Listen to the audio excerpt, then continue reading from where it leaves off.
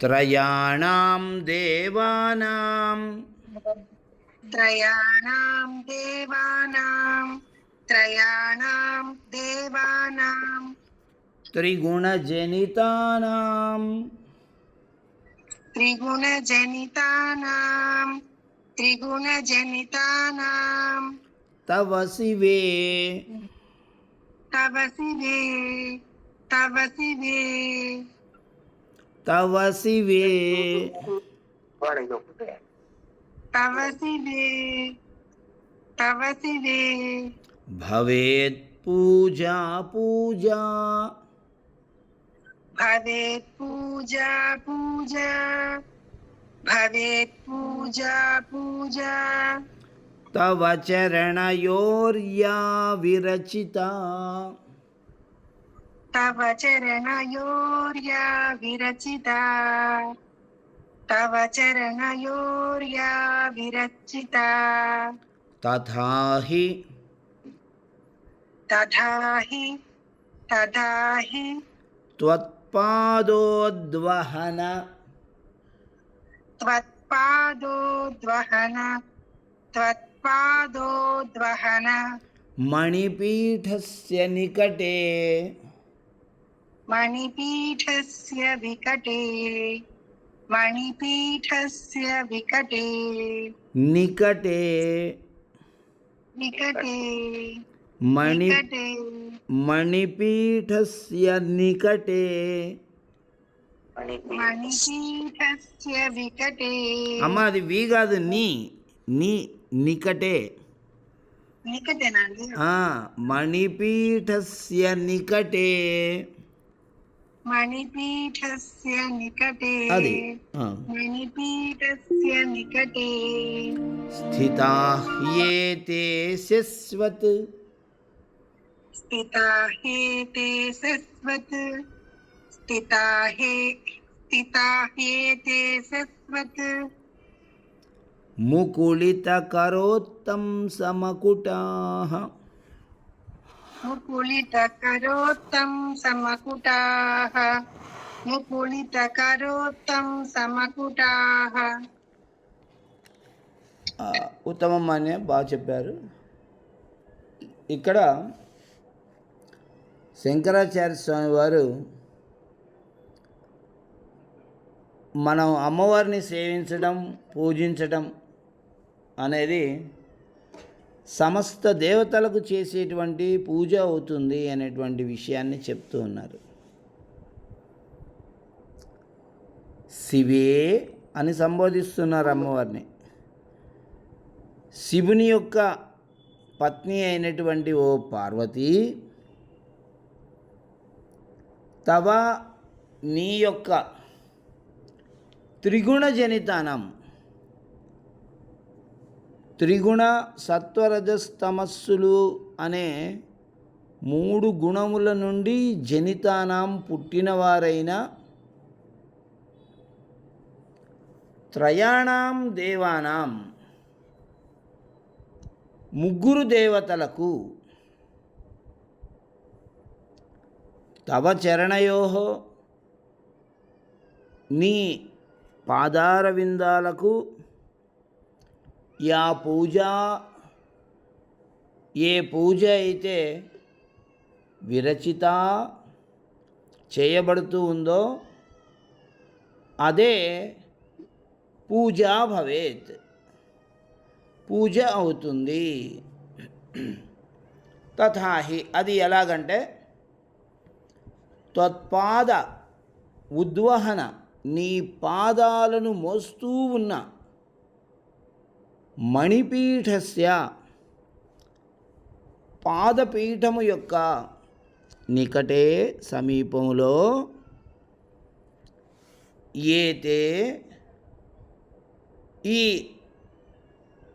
త్రిమూర్తులు బ్రహ్మ విష్ణు మహేశ్వరులు ముకుళిత జోడించినటువంటి కర 2 చేతులను ఉత్తంస అలంకారంగా ఉత్తంస మకుటాః కిరీటానికి అలంకారంగా పెట్టుకొని శశ్వత్ ఎల్లప్పుడూ స్థితాః నిలిచి ఉన్నారు కదా అని చెప్తూ ఉన్నారు. అంటే ఏమిటంటే శివ అంటే శివుడు, శివ అంటే పార్వతీదేవి.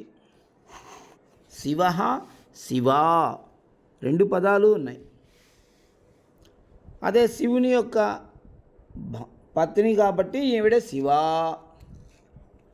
నారాయణ నారాయణి. అలా ఇక్కడ శివ శివా రెండు పదాలు ఉన్నాయి. శివే శివుని యొక్క పత్నివైనటువంటి ఓ పార్వతీదేవి అని సంబోధన చేస్తూ మనకు తెలియని రహస్యాలన్నీ చెప్తూ ఉన్నాడు శంకరాచార్య స్వామివారు. ఏమన్నారంటే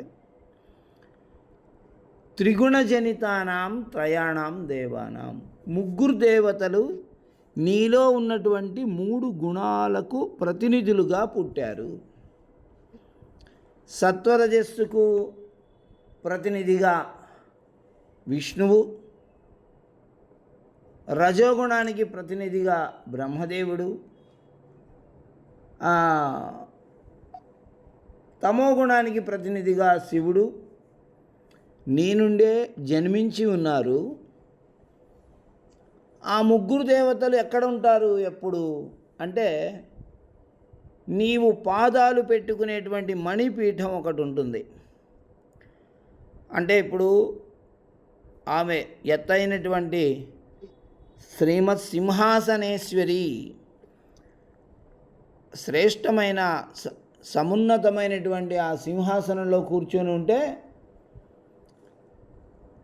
ఆ సింహాసనం నుండి కిందికి వదిలినటువంటి పాదాలు రెండు కింద ఒక మణిపీఠం, మణితో తయారు చేసినటువంటి పాదపీఠం.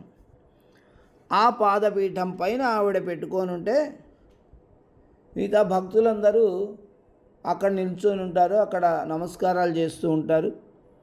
ఇప్పుడు ఒక 5-6 మెట్లు, ఆ 5-6 మెట్ల పైన సింహాసనం, మొదటి మెట్టు పైన మణిపీఠం ఉందనుకోండి. ఆ అమ్మవారు అక్కడ కూర్చొని మణిపీఠం పైన ఆమె పాదాలను పెట్టుకొని ఉంటుంది. అప్పుడు అక్కడ ఆ రెండు పాదాలకు తవ చరణయోర్యా తవ చరణయో, నీ రెండు పాదాలకు యా పూజా విరచిత, ఏ పూజ అయితే చేయబడుతూ ఉందో ఆ పూజ త్రయాణం దేవానాం, బ్రహ్మ విష్ణు మహేశ్వరులకు కూడా పూజ భవేత్, పూజ అవుతుంది. అమ్మవారి పాదాలకు మనము పుష్పాలతోనో కుంకుమతోనో పసుపుతోనో మనం అర్చన చేస్తే మళ్ళీ బ్రహ్మదేవుడికి విష్ణువుకి శివునికి మళ్ళీ మనం పూజ చేయక్కర్లేదు. ఈ పూజే వాళ్ళకు కూడా పూజ అవుతుంది. ఎలాగండి? అమ్మవారి చరణాలకి మనం పూజ చేస్తే ఆ ముగ్గురికి ఎలా పూజ చేసినట్టు అవుతుంది? తథాహి, అది ఎలాగంటే ఈ ముగ్గురు దేవతలు బ్రహ్మ విష్ణు మహేశ్వరులు ముకుళిత కరోత్తంస మకుటాహ, రెండు చేతులను తమ కిరీటాలకు అలంకారంగా జోడించి పెట్టుకొని, అంటే నమస్కారం పెట్టి రెండు చేతులతో నమస్కారం ఎక్కడ పెడుతున్నారు? శిరస్సు పైన పెట్టుకుంటున్నారు. రెండు చేతులను జోడించి శిరస్సు పైన పెట్టుకొనడం వాళ్ళ యొక్క కిరీటాలకు ఒక అలంకారంలాగా ఉన్నది. అటువంటి స్థితిలో త్వత్పాద ఉద్వహన మణిపీఠస్య, నీ పాదాలను మోపుకునే మణిపీఠము నికటే, దగ్గర శశ్వత్ స్థితాః, ఎల్లప్పుడూ నిలుచొని ఉంటారు. కాబట్టి మనము అమ్మవారి పాదాల పైన సమర్పించే పుష్పాలు, అక్షింతలు, పసుపు, కుంకుమ, చందనము, నీరాజనము ఇవన్నీ ఏవైతే ఉంటాయో అవి వీరికి కూడా వీరి శిరస్సులపైన కిరీటాలపైన పడుతూ ఉంటాయి కనుక త్రయాణం దేవానాం పూజా భవేత్, వాళ్ళకు కూడా ఇది పూజ అవుతుంది అనే ఒక నూతన విషయాన్ని స్వామివారు ఇక్కడ మనకు తెలియజేశారు. అమ్మవారిలో ఉండేటువంటి సత్వగుణము, రజోగుణము, తమోగుణం అనే 3 గుణాల ప్రతినిధులుగా ఉన్నటువంటి ఈ లోకాలను ఏలేటువంటి త్రిమూర్తులు ఎవరైతే ఉన్నారో వారికి కూడా అమ్మవారి పాదాలకు మనం పూజ చేస్తే ఆ పూజ వారికి కూడా చెందుతుంది అనే విషయాన్ని మనకి ఇక్కడ తెలియజేశారు. ఈ శ్లోకాన్ని మనము 45 రోజులు రోజుకు 1000 సార్ల చొప్పున మనం పారాయణ చేయడం ద్వారా అత్యంత శ్రేష్టమైనటువంటి ఒక ఉన్నత స్థానం అనేది మనకు దొరుకుతుంది. అది ఉద్యోగం కావచ్చు, పదవి కావచ్చు, మరొకటి కావచ్చు, ఏది కాకపోతే పెద్దల యొక్క మనస్సులో స్థానం కావచ్చు. అత్యంత శ్రేష్టమైన పదవి మనకి దొరకాలి అని అంటే ఈ శ్లోకాన్ని ప్రతిరోజు 1000 సార్ల చొప్పున 45 రోజులు మనం చదవాలి.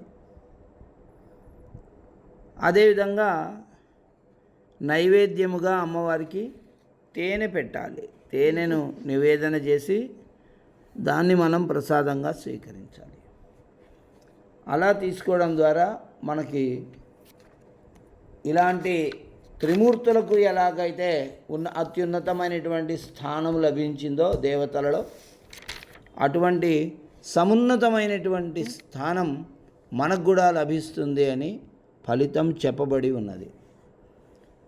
త్రయాణం దేవానాం త్రిగుణజనితానాం తవ శివే,